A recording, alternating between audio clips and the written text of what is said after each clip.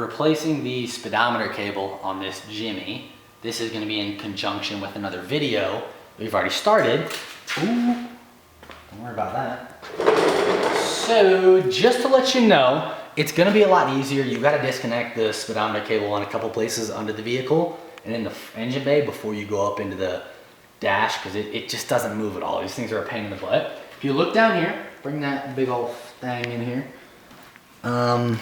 Man, you see that thing right there? You see my finger? There's a stud sticking out. There was a nut on it.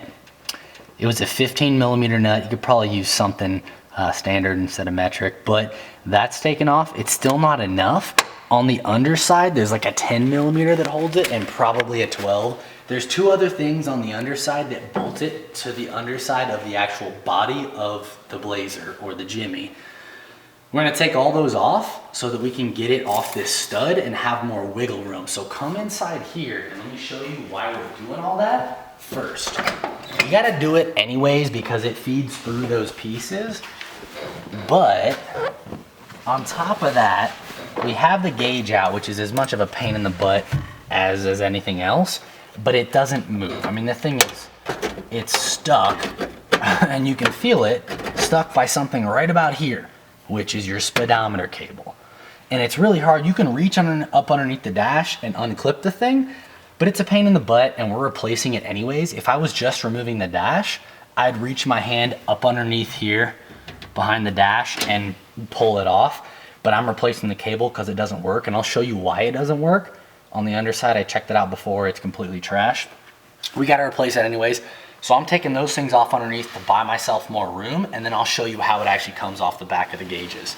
Now let me take the rest of those pieces off the body. We have the speedometer cable disconnected from the back of the transfer case. We also have it disconnected from all points underneath the vehicle. See how it's free here? So spoiler alert, hear the clunking up there? That means we're free on the gauge cluster. So come over here and we're gonna go inside the vehicle and we'll notice our gauge cluster is now free. That was the limiting factor. So,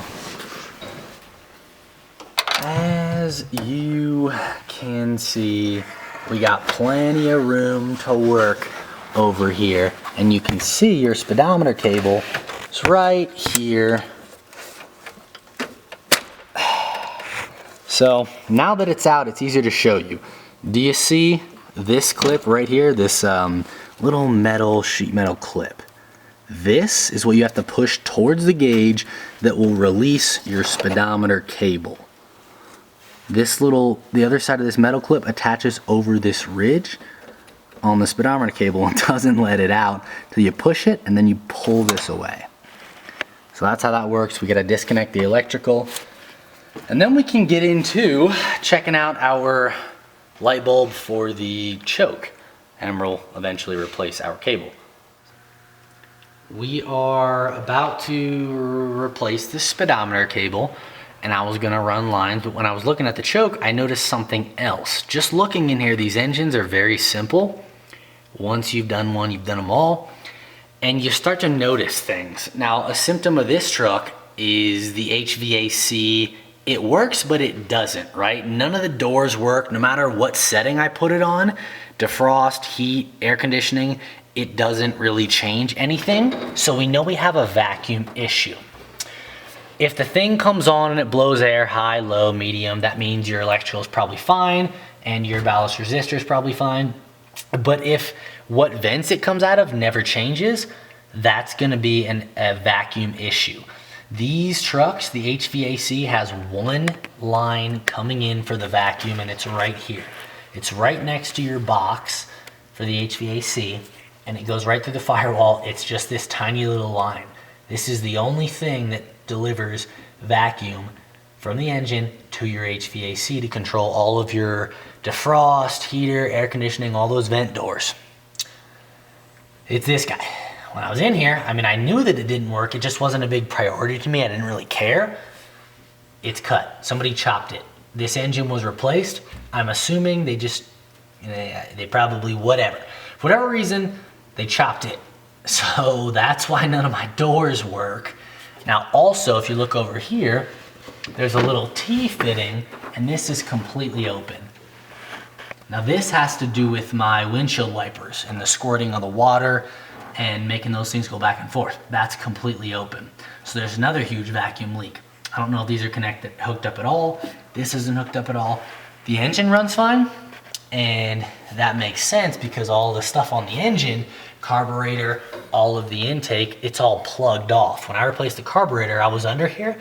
There's a little vacuum port on the back side of your manifold, and both of those holes were capped off. I just capped them off because I was like, I'm gonna deal with it later. We're just getting the carburetor switch at this point. So I capped them off, but I'll tap into that fitting to hook up all these vacuum lines so I can get the rest of my stuff working. That's just something that I noticed when I was in here. Not that big of a deal. Got the truck relatively cheap. I still do believe the engine was rebuilt.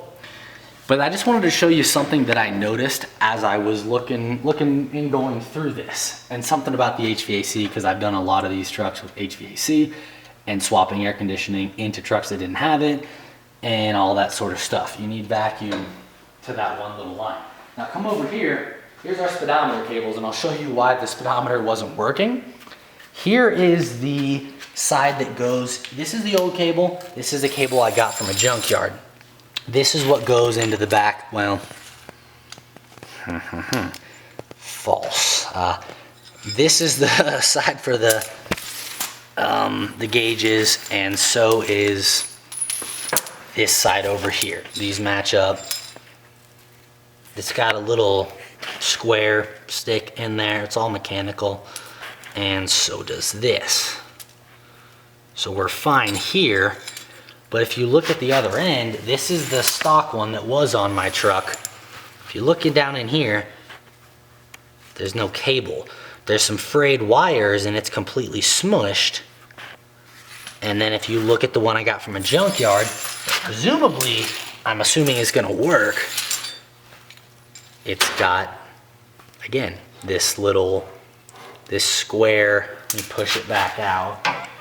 It's got this square cable, and there it is. Essentially, this goes into a fitting on the back of your transfer case. It's got a plastic gear that hooks up to the gears in the back of your transfer case, and it spins just like this. So as that spins, the other end of this spins inside of your gauges, and that rotates your speedometer and your odometer at that point as well. So you can see just by looking at this, the back of this is totally smushed. I don't really know what happened. I'm assuming this piece broke off because the female side in my transfer case looks fine. It'll still accept this square piece. I think it just broke off, and I don't know, somebody just screwed it back on and squished it in there. So we'll hook that back up, we'll feed the lines, and that should hopefully fix our speedometer issue, and then we can get back to running the ground on my choke.